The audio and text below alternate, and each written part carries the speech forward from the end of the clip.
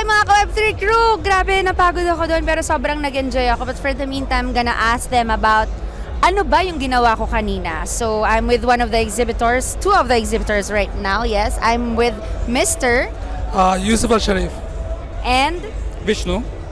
okay, could you please tell us more about your company? We are a tech company that creates software. That's like the general idea. If we can be more specific, we create more VR experiences. We've been active for the past 6-7 years, I believe. And we've been doing experiences like fire safety simulation, architecture simulation, arcade simulation, a lot of simulations. Anything can be done in VR. And right now we're focusing on releasing our own game. So in which platforms will be your games will be available on? So the game's already available on PC, on Oculus headsets and on Pico headsets worldwide. As of October 17th, it'll be available on the PlayStation 5 as well. Well, it's gonna be the first game on the Middle East to be released on PlayStation VR. We think it's a big deal.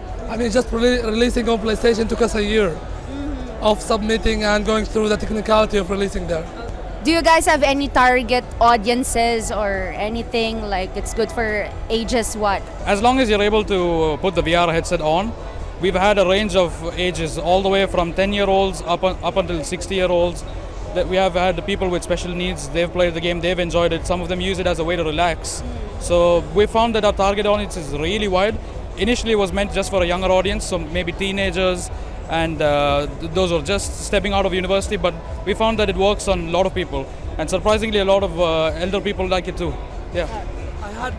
I had a lot of official people like executive and stuff coming on with a suit and expecting a business meeting, and then they just try the game and feel like a kid again.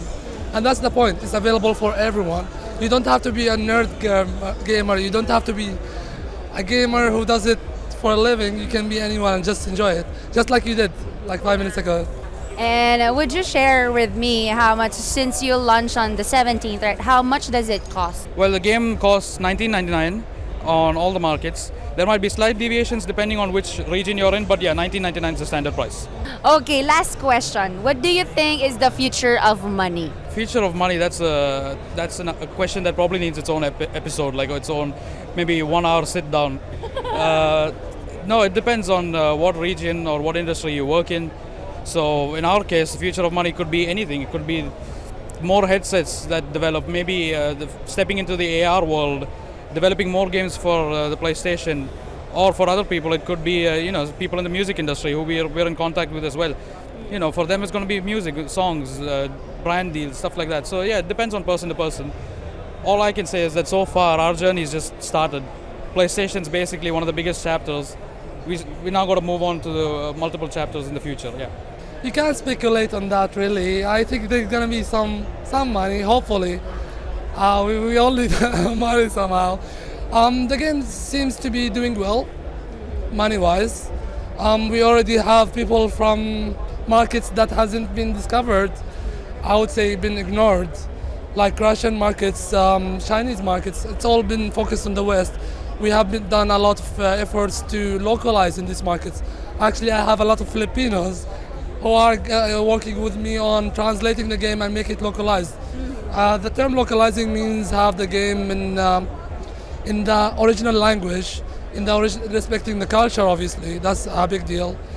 And when you do that on Steam, for example, it takes a different approach there.